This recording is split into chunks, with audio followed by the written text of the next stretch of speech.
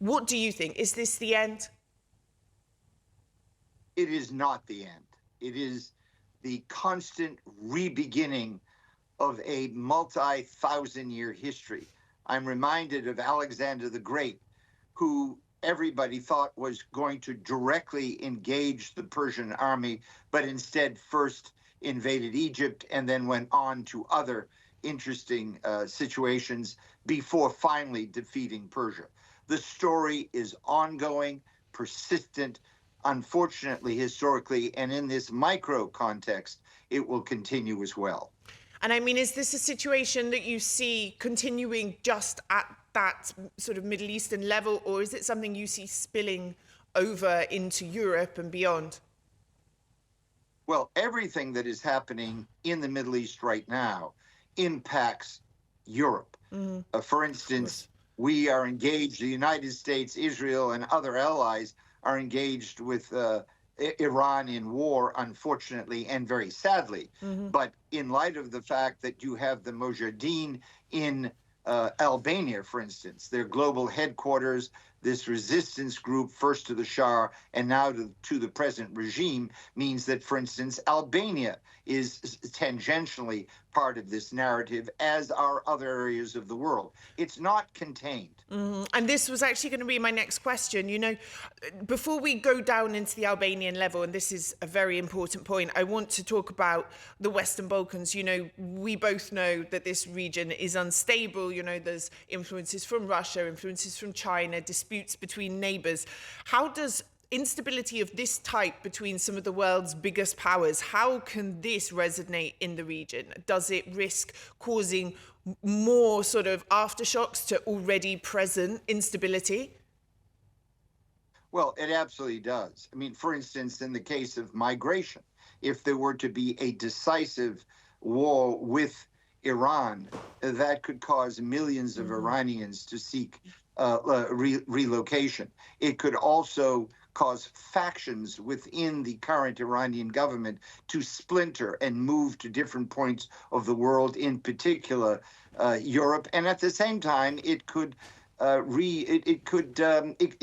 encourage other activities, soft power activities on the part of Iran and its allies in the Balkan region.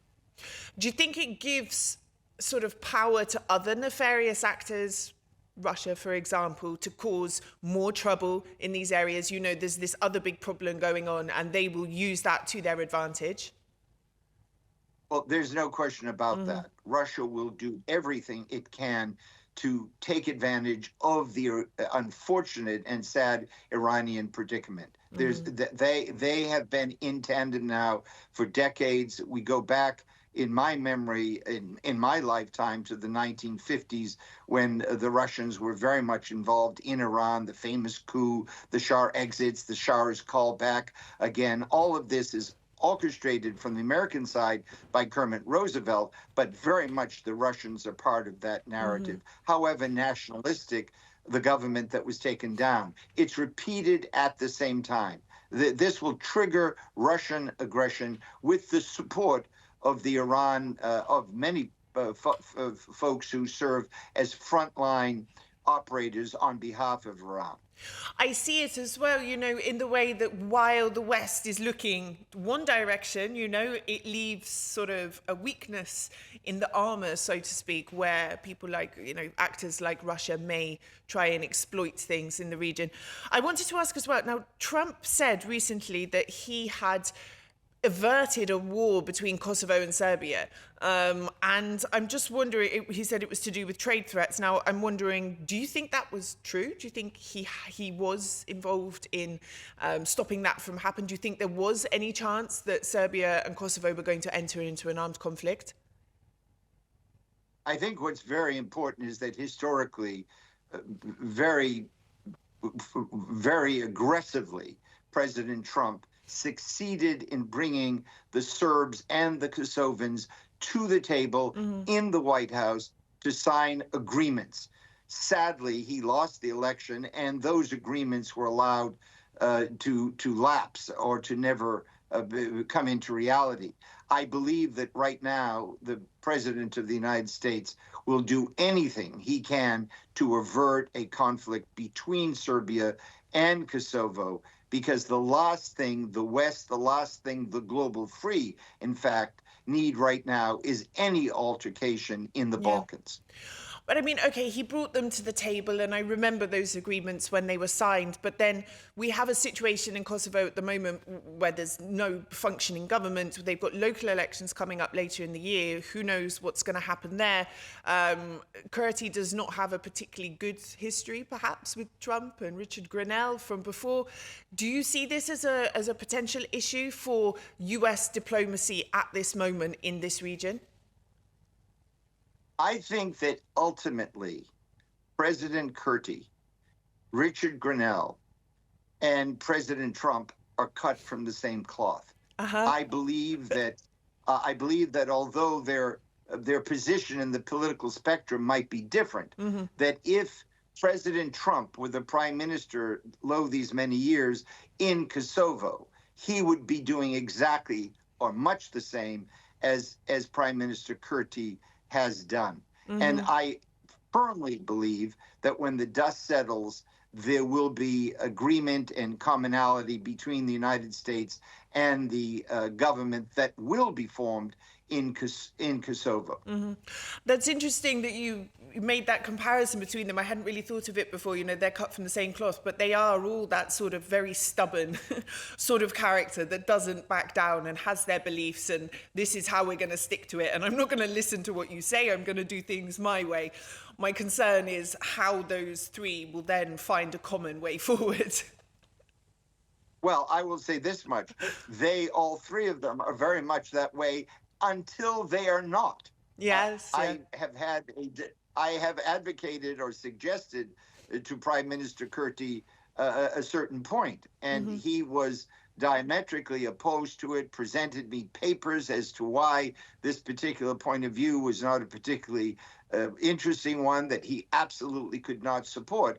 And then at a certain point, he supported it and he changed his position on it.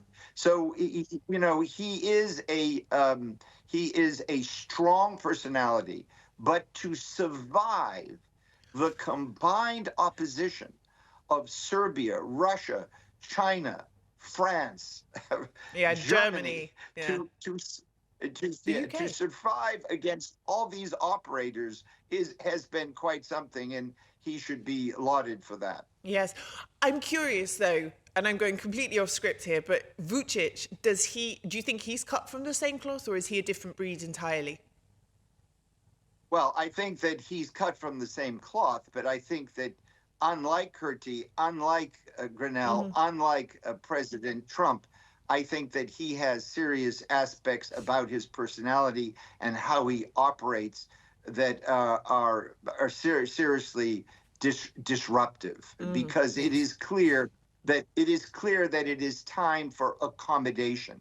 It is clear that Kosovo, except in name only, was virtually a republic. Yes. It's clear that Montenegro, which was majority Orthodox, was allowed to leave the union with Serbia with no problem. It's irrational, especially since I remember very, very clearly the founding president of Kosovo agreeing very much with me. This was reported in the press that holy sites such as Peš and Dekane and others could take on an absolute autonomous condition. And therefore, there have been reasonable approaches made, sincere, reasonable approaches that have just been put asunder and aside. And I think that that's where the difference is. For me, I think Vučić is cut from the same cloth in the way that, you know, he has his mind, he's stubborn in that sort of way, he's a big character. But for me, it's very much a cloth of the 80s, of the 90s, of a regime long gone that I don't think has a place in the kind of diplomacy and attitude that's needed to move this region forward. But who am I? That's just my view. No. I agree with you. I think that's completely part of the narrative. There's no question about it. Now, let's talk about Albania. Albania has severed all ties with Iran from several years ago. So the embassy is closed. It was raided and closed. all the diplomats were kicked out.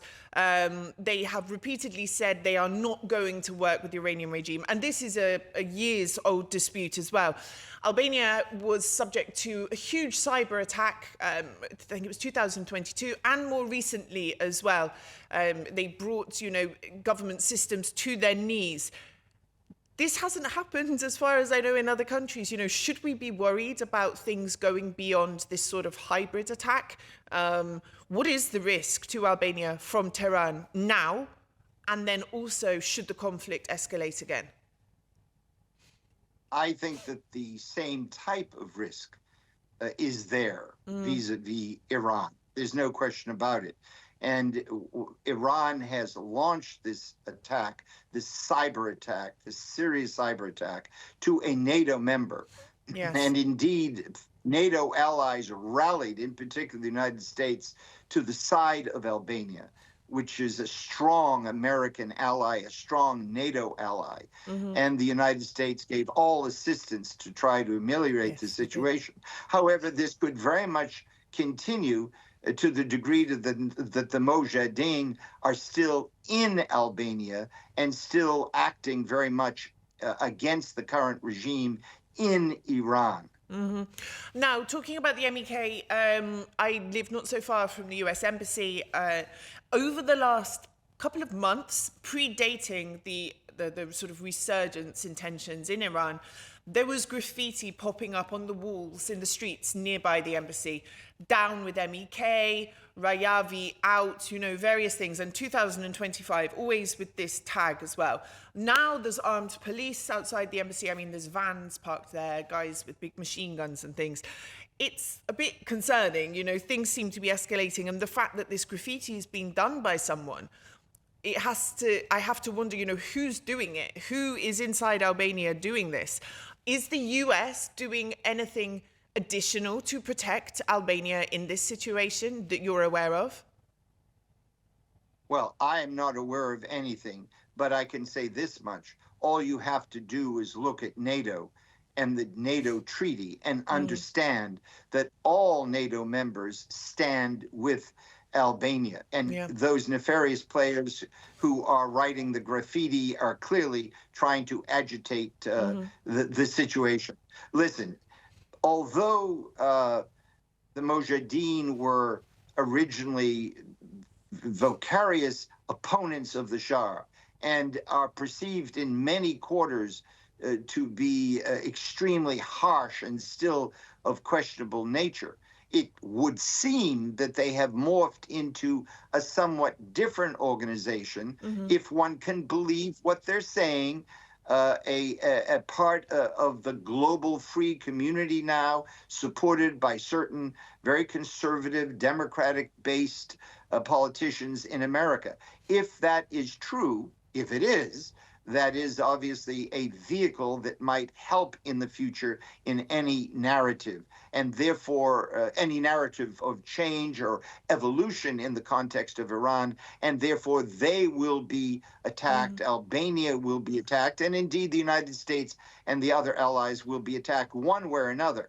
I do not believe that it obviously will come to direct conventional warfare, but today there are 100 other ways to wage war. Yeah. Now, you say, do we believe? I have been in their camp in Durrës. I was invited there as a women's rights activist, and everyone was over a certain age. I mean, what I saw there, I've written about. I'm not going to go into it in huge details. I'm not completely convinced. Also, the age factor as well. Without being ageist, they were all over a certain age, and this was sort of 6 years ago.